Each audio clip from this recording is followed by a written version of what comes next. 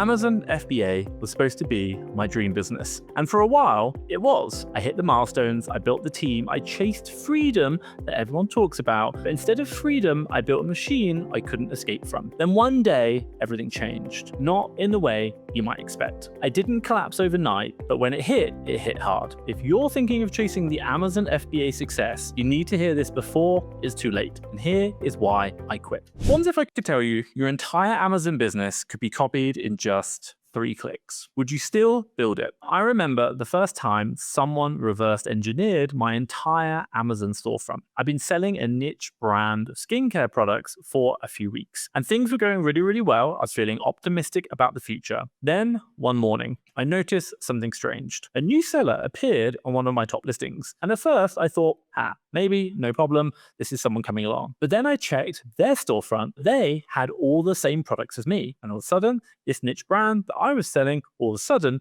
he was selling too, and all of the same products. What had they done? They had replicated everything.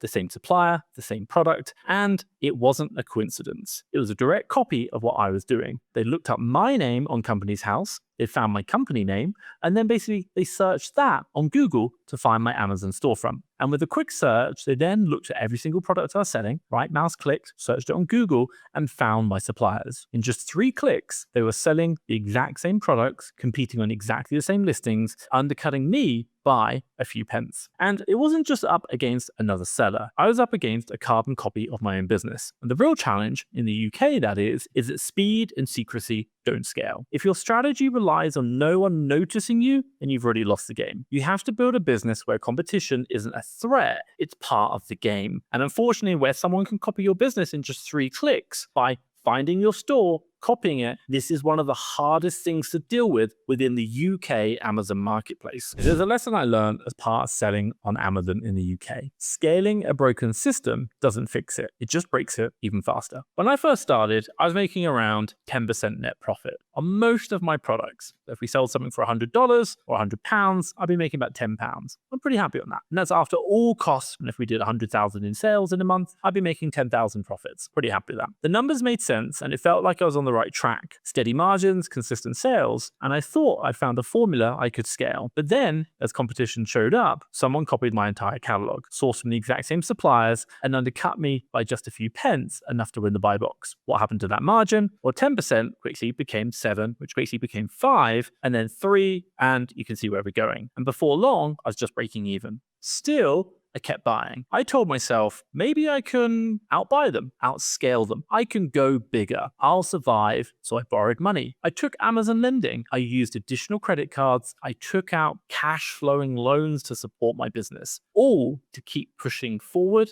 bigger and better. And I did scale, and you saw that. I got over £3 million in a single year. That's about $4 million in sales. But guess what? We went into unprofitability. I was shipping more units than ever before, watching my revenue climb. It looked great. The orange bars were amazing. But guess what? My margins were thinner than ever, and my debt was piling up. I felt like, hey, I was growing, but it was running harder and faster with less and less to show for it. I didn't realize, because Amazon takes time to figure these things out. I wasn't actually building a business anymore. I was spiraling straight into a wall. Scaling only works if the foundations are solid. If your profit margin is dying or declining, you gotta figure out how to change that. And getting bigger is not the answer. You're just gonna accelerate into faster failure. Now, if you know me, I'm all about hiring team members, virtual assistants from the Philippines. I think is great, but be careful. You think your team is solid until one resignation flips the entire business upside down. For years, I built what I thought was a stable operation. We'd had a team handling the day-to-day operations, VAs doing the day-to-day sourcing, the administration, purchasing, and one key person overseeing everything, the glue that held it together. They'd been with me for over 4 years and knew the systems inside and out. And they were basically running the business on autopilot for me. Then one day, they told me they were leaving, not just to take a break, leaving Amazon completely. It was a personal choice. And guess what? I respected it, and so I should. But I was caught off guard, and suddenly I had no one managing the rest of the team. No one who understood the nuances of our supplier relationships,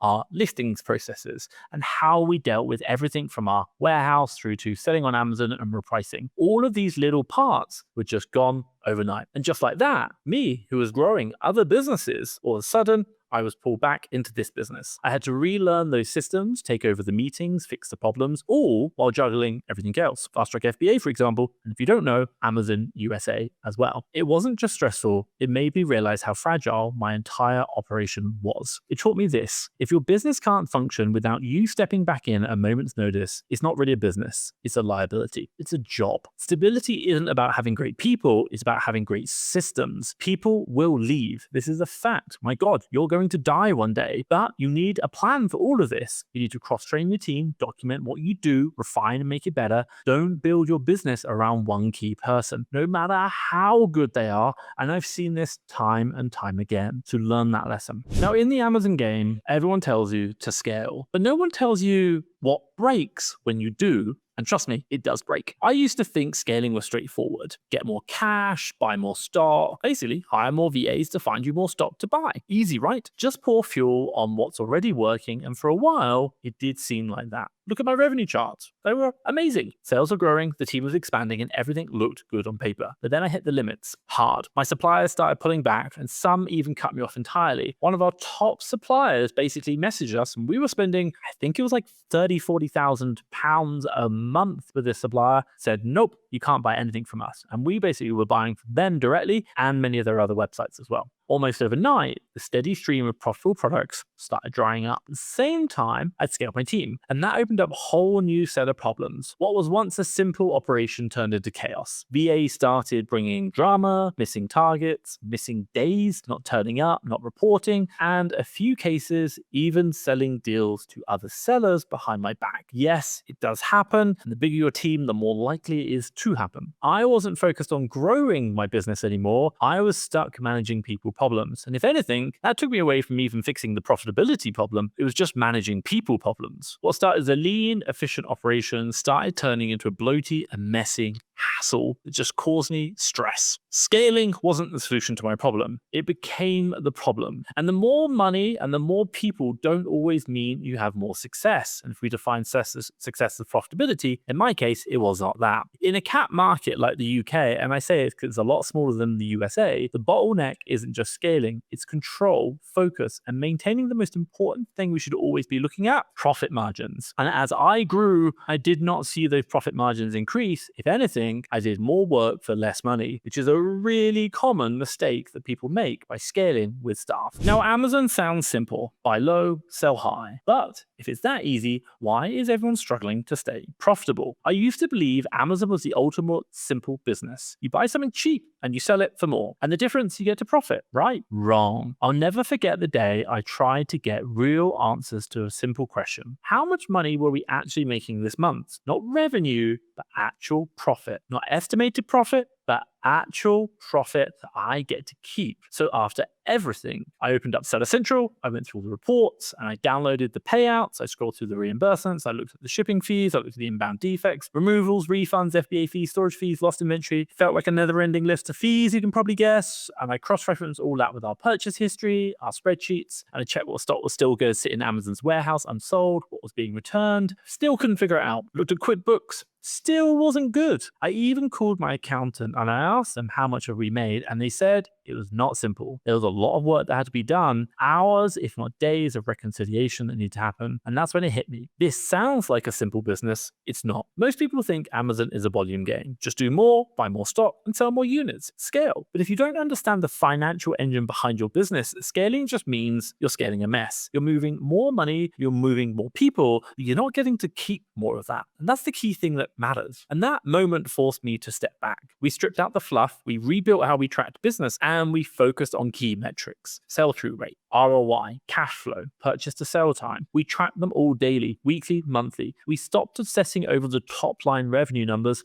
My God, right now, I don't even know how much revenue I do every day. The only number I look at is how much profit I made yesterday. That's the only number I'm caring about. And we focused on those metrics that matter. That is the key lesson that I share with you. And it's something that we do in the USA time and time again, but we just did not do enough or focus on enough in the UK. Now, let me share one key example of one metric we focused on: the sell-through rate. Now, without getting additional lending, debt, or more staff, we managed to double our revenue by, quite simply, just increasing the rate at which we sold through our stock. This allowed us to sell through more, make more revenue, and ultimately more profits. This faster turnaround time means that we were able to scale our business better without actually using a lot of the leverage that we'd used before. And understanding these key metrics, whether it be profitability or sell-through rate or purchasing power or ROI or margin, is part of the business. And it's what you need to know, which is the detail, the real detail to making money. Now, Amazon isn't hard because of the competition. It's actually hard because most sellers just simply don't know their numbers. And if you don't know your numbers, you're not running a business, you're running a mess. And that is going to be a massive problem as you scale. Now, everyone wants to scale. No one tells you the secret is actually doing less, not more. This is the key takeaway. When I look back at my UK business, I see the chaos. I took on debt, I took on lending, I took on so many VAs. We just tried to do so much. Too many deals, too many products, too many issues. And when it all started to unravel, and eventually we shut the business down, we had no idea what was really working and what wasn't. Fast forward today, and in the USA, I get to make 20,000 profit per month. And I'll share a video of that later on. But we only got to that point because we simplified everything.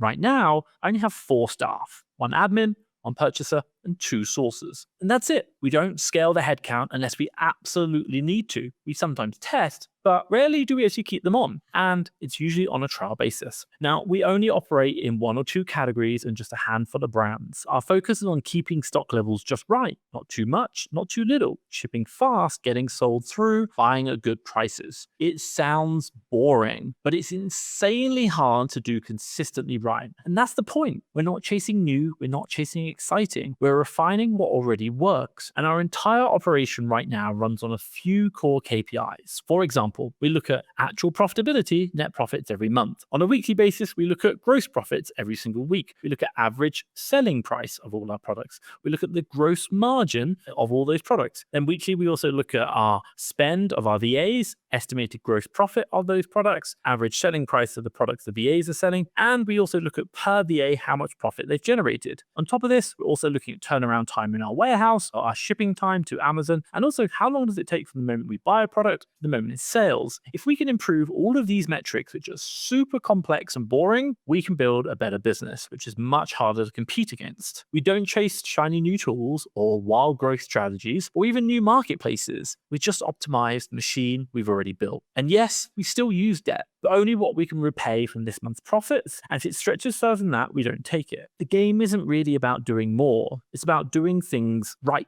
consistently, and being ruthless about cutting everything which isn't working and only focusing on the exact thing which works and just doubling down on that. Now, when I reflect back on the journey of closing down my UK business, what was one of the biggest wins we had when we used the US business? It wasn't finding a new supplier or big cash injections. It was actually automating a process. And actually not just automating it, getting it done better. And what was this? It was our repricing tool. Not only did it save us time and made us more efficient and more consistent, it actually raised our prices, which increased our margins, which increased our profits. I'll share a video around here of the exact tool we use, the exact setup we use, and how we do it in just a few hours a week, managing over 400 SKUs. Check that out. Now, if you found this video helpful, give it a thumbs up. And don't forget to hit the subscribe button. And if you miss future videos, obviously we'll notify you them as well. Thanks for watching. I hope to see you in the next one.